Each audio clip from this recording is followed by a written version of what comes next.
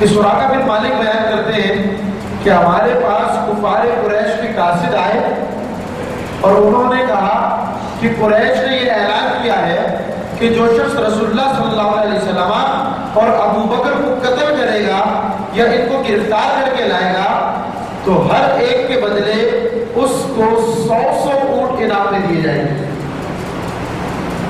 یہ کب کی بات ہے؟ یہ اس وقت کی بات ہے کہ جب حضور نبی کریم صلی اللہ علیہ وسلم اور جناب صدیق اکبر رضی اللہ تعالیٰ ہجرت فرما کر کے مکہ مکرمہ سے نکلے اور صبح کو ایک کفار مکہ کو کفار قریش کو پتہ چلا کہ وہ رات تو یہ لوگ نکل گئے ہیں، انہوں نے سر کی قیمت لگا دی کہ جی اب اگر کوئی انہیں گرفتار کر کے یا انہیں کوئی قتل کر کے لے آیا تو اتنا اتنا ملے گا۔ کہتے ہیں کہ اسی وقت ایک شخص آیا اور اس نے کہا کہ میں نے ساحل کے ساتھ ساتھ کچھ لوگوں کو چلتے دیکھا ہے، میرا گمان ہے کہ وہ حضور اور ان کے اصحاب ہوں گے، میرا گمان ہے کہ وہ حضور اور ان کے اصحاب ہوں گے۔ عبد الرحمن بن مالک المدرجی کہتے ہیں کہ میں نے اس شخص کو ٹالنے کی کوشش کی اور کیا کہا؟ میں نے کہا نہیں تمہیں غلط فہمی ہوئی ہوگی، وہ نہیں ہوں گے، اگر انہوں نے اتنا کھل کے ہی جانا تھا تو اس راستے سے کیوں جاتے اور یوں کیوں جاتے؟ کہتے ہیں میں نے کسی طرح ان کی توجہ اس بات سے ہٹانا چاہیے کہ ایسا نہ ہو کہ کوئی گھوڑا تیز دوڑاتے ہوئے حضور تک جا پہنچے، جناب صدیق اکبر رضی اللہ تعالیٰ تک جا پہنچے اور واقعی انہیں شہید کر دے۔ کہتے ہیں میں تھوڑی دیر تک وہاں بیٹھا رہا، پھر میں گھر گیا۔ اب کہتے ہیں کہ میں نے اپنی کنیز سے کہا کہ میری گھوڑی کو فلاں ٹیلے کے پیچھے لے جاؤ۔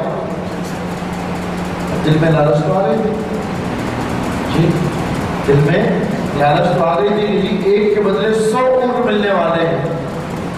اندازہ کیجیے ایک اونٹ کتنے کا ہوتا ہے؟ کم سے کم اونٹ کتنا؟ 50,000 کا، کم سے کم اونٹ 50,000 کا، 100 اونٹ کتنے کے ہو گئے؟ 50 لاکھ کے، ٹھیک، اور 200 اونٹ 1 کروڑ۔ کیا بولتے ہیں؟ پیٹی بولتے ہیں کھوگا، ہاں، صرف 2 آدمیوں کے لیے۔ بات سمجھ میں آ رہی ہے؟ بہت بڑا سودا تھا۔ اب اس نے کیا کیا کہ جناب والا مجلس میں لوگوں کی توجہ ہٹا دی کہ نہیں اس راستے سے نہیں گئے ہوں گے اور ایسا نہیں ہوگا ویسا نہیں ہوگا۔ کس چکر میں؟ کہ ایسا نہ ہو جتنی دیر مجھے گھر جا کے گھوڑی نکالنے میں لگے اتنے میں کوئی دوسرا میلے نہ پہنچ جائے اور 200 اونٹ اس کے ہو جائے۔ کہتے میں نے اپنی کنیز کو کہا کہ خاموشی سے میری گھوڑی کو فلاں ٹیلے کے پیچھے لے جاؤ تاکہ کسی کو یہ بھی پتہ نہ چلے کہ میں نکل گیا ہوں اور میرے سے تیز نکلتا تو ہمارا پہنچ جائے۔ 200 اونٹوں کی بات کی، 1 کروڑ روپے ہمارے عدالت قیمت کی بات کی۔ اللہ اکبر کبیرہ، جناب والا یہ نکلا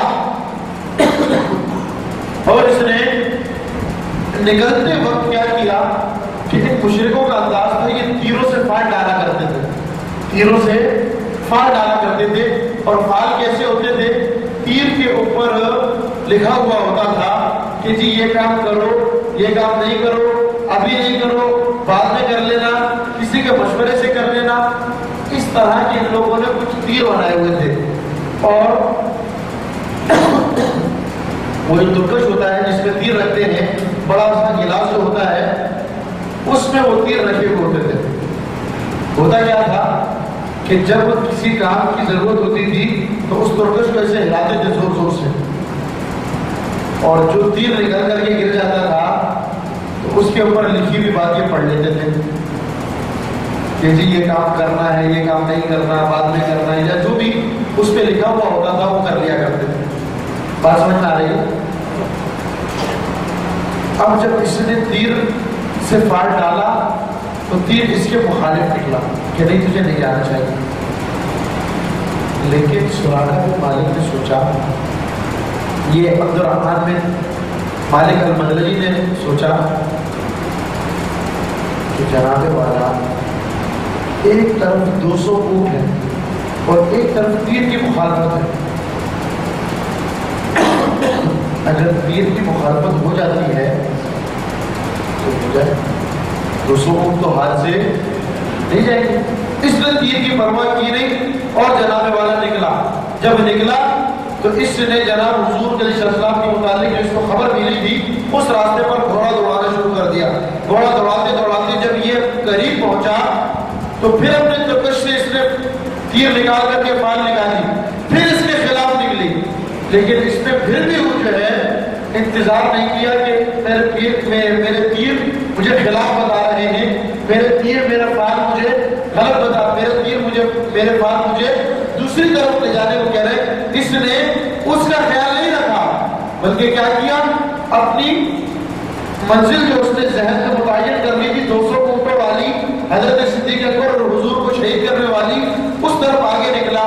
کہتے ہیں کہ جب میں آگے پہنچا یہاں تک کہ میں اتنا قریب آ گیا کہ میں نے رسول اللہ کے قرآن پڑھنے کی آواز کو سن لیا. اتنا قریب میں حضور کے پہنچ گیا تھا کہ حضور تلاوت فرما رہے تھے تو وہ حضور کی تلاوت کو سن رہا تھا. فرماتے ہیں آپ ادھر ادھر نہیں دیکھ رہے تھے اور جناب صدیق اکبر رضی اللہ تعالیٰ عنہ ادھر ادھر دیکھ رہے تھے. حضور کی توجہ تلاوت کی طرف تھی، آپ نے سر انور کو جھکایا ہوا تھا اور حضرت ابوبکر صدیق رضی اللہ تعالیٰ عنہ ادھر ادھر دیکھ رہے تھے. ٹھیک، اور ایک گارڈ جو کامل ڈیوٹی کر رہا ہو اس کی ڈیوٹی بھی یہی ہے کہ وہ اپنی نظروں کو چاروں طرف گھماتا رہے، دیکھتا رہے. فرماتے ہیں کہ جناب صدیق اکبر رضی اللہ تعالیٰ عنہ نے جیسی مجھے دیکھا، ان کے دیکھتے ہی اچانک میری گھوڑی کے دونوں اگلے پیر زمین میں دھس گئے. یہ غیبی مدد ہے. حضرت صدیق اکبر رضی اللہ تعالیٰ عنہ کا مہینہ ہے، انشاءاللہ یوم صدیق اکبر رضی اللہ تعالیٰ عنہ 22 جمادی ثانی کو منایا جائے گا. اس پر انشاءاللہ تفصیلی گفتگو کریں گے. لیکن مجھے یہاں پر ایک بات یاد آ گئی ہے کہ جناب صدیق اکبر رضی اللہ تعالیٰ عنہ فرماتے ہیں کہ میں نے جو حضور کے ساتھ شب و روز دیکھے ہیں وہ کسی دوسرے نے نہیں دیکھے.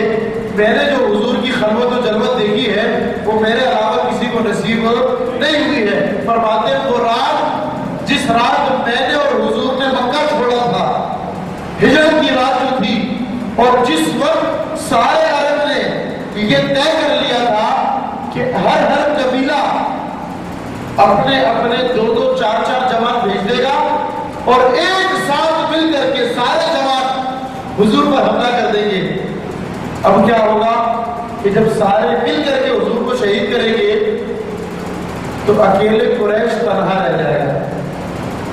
پھر ہم سارے مل کر کے قریش کو چیلنج کر دیں گے یا تو ہم سے لڑو یا ہم سے خون بہا لے لو. یقیناً اکیلے قریش ہم سارے قبیلوں سے لڑنے والے نہیں ہیں.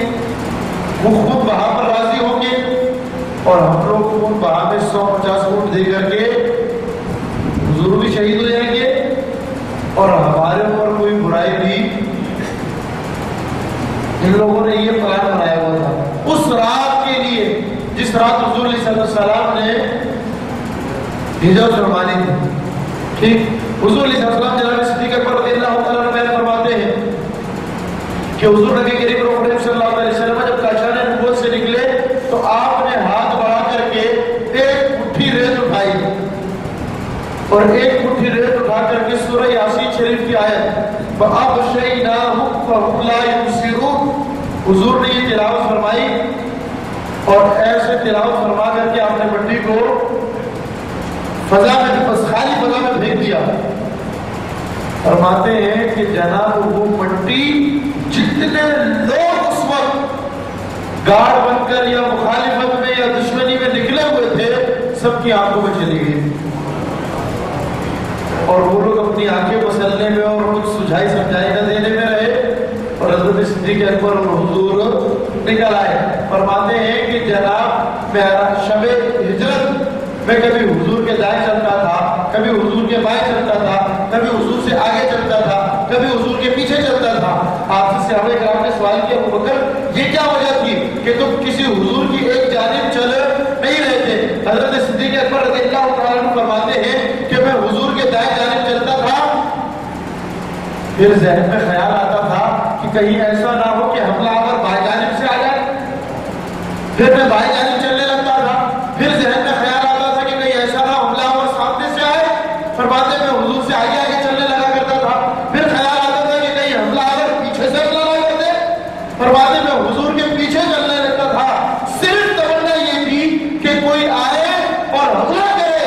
تو مجھے لگے آقا محفوظ رہ جائے، وہ بات مجھ پر آ کر کے ہو جائے، آقا کی ذات پر کوئی آنچ نہ آنے پائے۔ جناب صدیق اکبر وہی ڈیوٹی دے رہے ہیں۔ یہ سراقہ بن مالک کہتے ہیں کہ جناب میں نے جب صدیق اکبر کو دیکھا کہ وہ آنکھیں گھما رہے ہیں اور اچانک جب ان کی نظر مجھ پر پڑی تو میری گھوڑی کے اگلے دونوں پاؤں زمین میں دھس گئے اور میں گھوڑی سے گر پڑا۔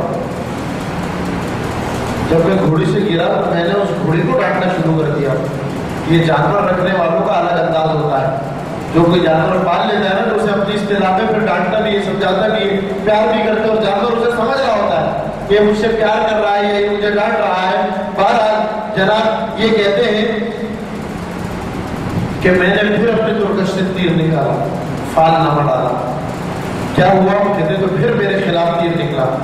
میں نے رسول اللہ صلی اللہ علیہ وسلم کو اور حضرت ابوبکر کو امان دینے کا اعلان کیا کہ بھائی میں آپ کو امان دے رہا ہوں، میں آپ کو اپنے امان میں لے رہا ہوں۔ فرماتے کہ وہ ٹھہر گئے اور میں پھر اپنی گھوڑی پر سوار ہو کر کے حاضر ہو گئے۔